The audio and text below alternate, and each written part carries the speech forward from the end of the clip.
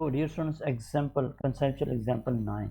In the previous lesson we discussed example 8, the energy stored in the capacitor. Now in this example, if we have a, for example, if we have a capacitor, that the separation between the capacitor is D, parallel plate capacitor, and we connect to the battery of potential V.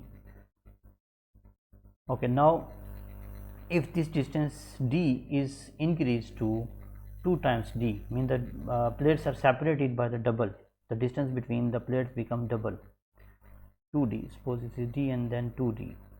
Now the separation becomes 2D.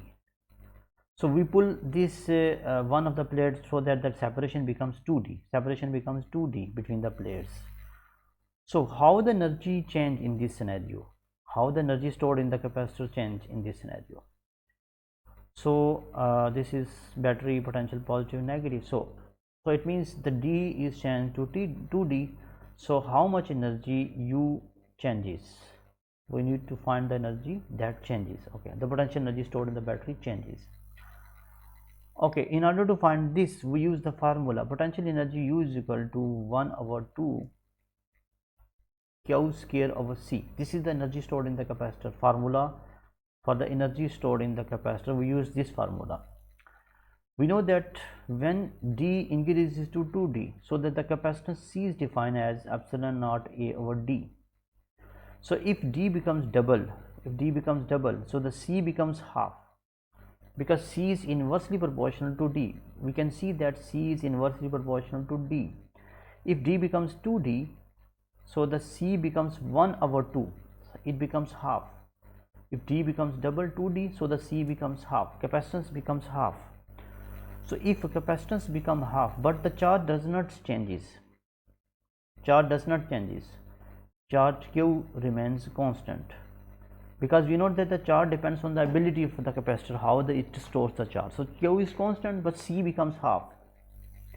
So the energy stored is equal to half.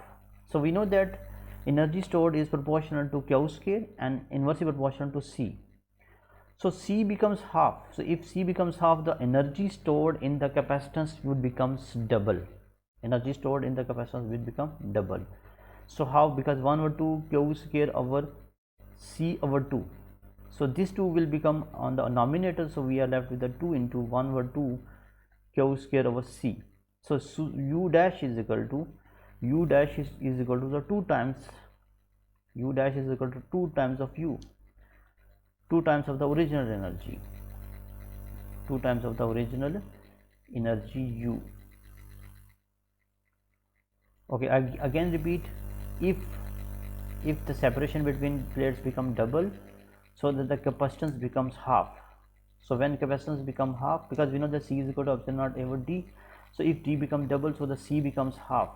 So if C becomes half, so this C becomes half, so the energy stored will become double, because C over 2, if we put instead C over 2, this 2 will be goes to the denominator, so the energy stored becomes double.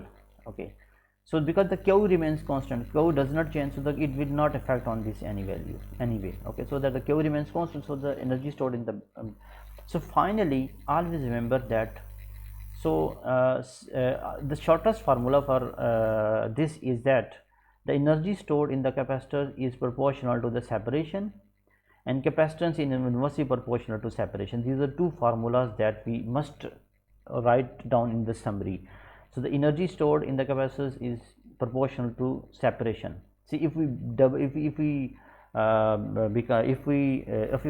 separation becomes double, so energy also become double. If separation becomes 3 times, the energy also becomes 3 times. So the potential energy stored becomes 3 times. But if separation becomes double, so the capacitance becomes half.